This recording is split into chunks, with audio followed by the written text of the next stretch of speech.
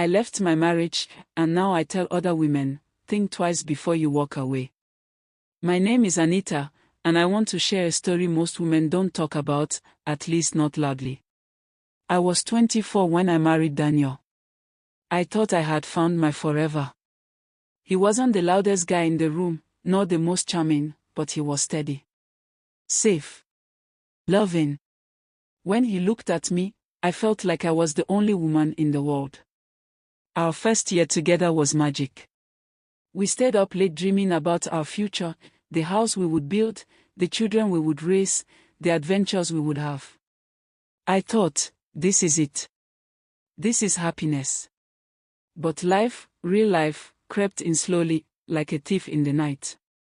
At first, it was small things, unpaid bills stacking on the kitchen counter, arguments about whose turn it was to cook dinner, silent car rides after stressful days at work.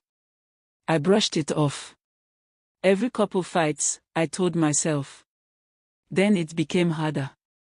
Daniel started coming home late. Not because he didn't love me, but because he was trying to make ends meet. His job demanded more. And me. I became colder. Distant. I resented that the man who once couldn't wait to hear about my day now barely asked. I needed affection, attention, and instead, I got tired smiles and distracted nods. I started comparing. Comparing him to husbands on Instagram who surprised their wives with vacations and roses. Comparing him to the fantasy I built in my head. The fights grew uglier. I said things I shouldn't have said. He shut down. I cried myself to sleep more nights than I can count. And deep down, a bitter thought kept growing, maybe I made a mistake marrying him. One night after a particularly bad fight, I made a decision that would change everything. I packed my suitcase. Just one. I didn't even leave a note. I simply walked out, tears streaming down my face, convinced I was doing the right thing. I deserve better, I whispered to myself as I slammed the door behind me. He doesn't love me enough. For the first few weeks, it felt empowering. Friends told me how brave I was. Family members said they saw it coming.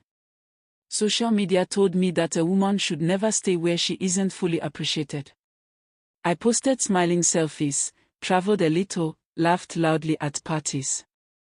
On the outside, I was thriving. But inside, a slow, gnawing emptiness began to grow. At first, I ignored it. I told myself I was adjusting. That healing just takes time. But then the nights got colder. The silence of my apartment became unbearable. I would wake up at 2 a.m. reaching for someone who wasn't there. I would cook too much food out of habit and remember that there was no one to share it with. One day, I found an old hoodie of Daniel's tucked in my suitcase. I buried my face in it and sobbed like a child. Not because I missed the idea of marriage, but because I missed him. The real him. The man who filled my gas tank because he knew I hated doing it. The man who left little notes on the mirror when he had early work mornings. The man who stood by me even when I was difficult to love. It hit me. Daniel wasn't the problem. I was chasing a fantasy of perfection that no real man could ever live up to. I wanted a man who was endlessly romantic, endlessly patient, endlessly exciting, forgetting that real love sometimes looks like quiet sacrifice, not grand gestures. I thought back to our fights, the way he would always come back after a heated argument, sit beside me silently, and just hold my hand, even when words failed him. I thought about how he picked up an extra shift when my car broke down so I wouldn't have to worry. And yet, I had left him because I was unhappy. I sat in that tiny apartment, surrounded by my freedom, and realized that loneliness is a heavy price to pay for pride. One evening, after months of no contact, I picked up my phone. My heart raced as I stared at his name in my contacts. Would he even want to hear from me? Had he moved on? I typed out a message, then deleted it.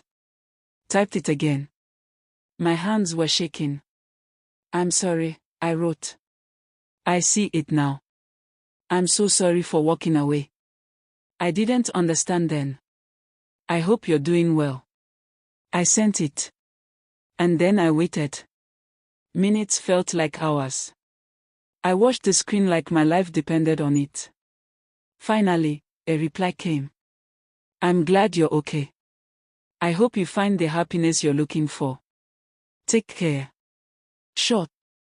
Polite. But final. He had moved on. That night, I cried harder than I ever had before. Not because he was cruel, but because he wasn't. Because I realized I had given up something rare, something beautiful, over temporary feelings of dissatisfaction and unrealistic expectations. Today, I watch many young women talk about leaving their marriages at the first sign of discomfort. And I want to scream, think twice. Marriage isn't a fairy tale. It's hard work. It's forgiveness. It's sacrifice. It's choosing to stay when your feelings waver, because love is a commitment, not just a feeling. No, you shouldn't stay in an abusive or dangerous situation. Never. But if it's just boredom, disappointment, miscommunication, pride, fight for it. Talk it through. Give grace. Be patient.